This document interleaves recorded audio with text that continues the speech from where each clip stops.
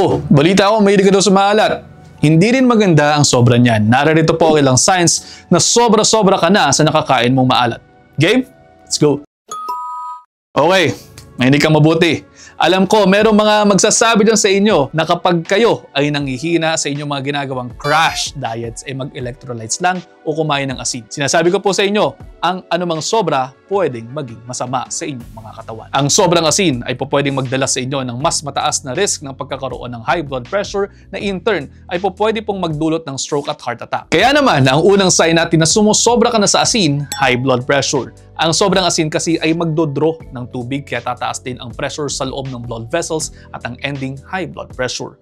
Pangalawa, pakiramdam mong parang bloated ka. Yung parang maga o tight ang tiyan mo dahil na-retain mo ang mga fluids. Pwedeng hindi lang sa pagkain ito ng maalat, pwede din kasing mayroong mga hidden salts tulad ng sa pizza, sa ilang canned soups, sa ketchup at sa iba pang condiments. Kaya ingat po kayo sa mga yan. Pangatlo, namamanas ka. Lalo sa mukha, sa paa, sa kamay, pati na po sa mga ankles ninyo, pwede yung mamanas. Pang-apat, uhaw na uhaw ka.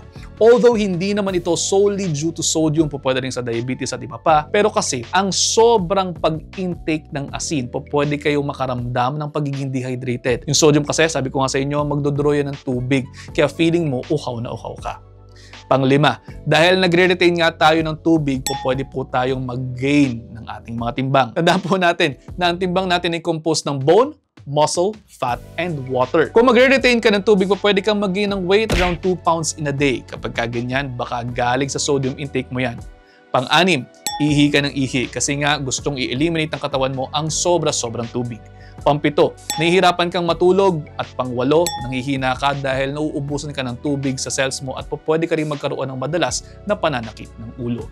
Ang sobrang asin sa ating katawan ay hindi rin maganda, pero hindi ko naman sinasabi sa inyong wag na kayong kumain ng asin. Marami po kasing pilosopo dito sa comment section, baka kasama po kayo sa mga mabubudol nila. Sapat lamang po dapat ang kinakain ninyo dahil ang hyponatremia naman o ang bagsak na sodium sa katawan ay mayroon ding masamang epekto. Pwede kayong mag-seizures dyan among all other things na po pwedeng mangyari sa inyo.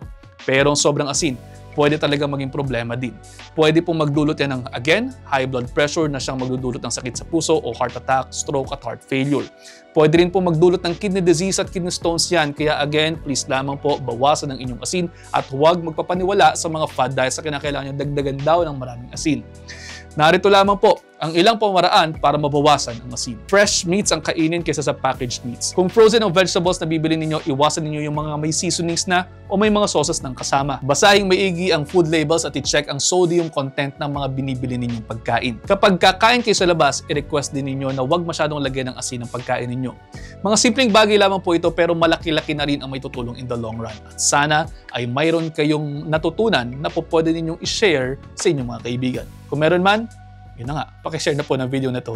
Baka sakaling mas marami pa tayong matulungan. Yun lang for now, i-digest nyo muna dahil again, ang gusto ko lang naman ay maging healthy kayong lahat.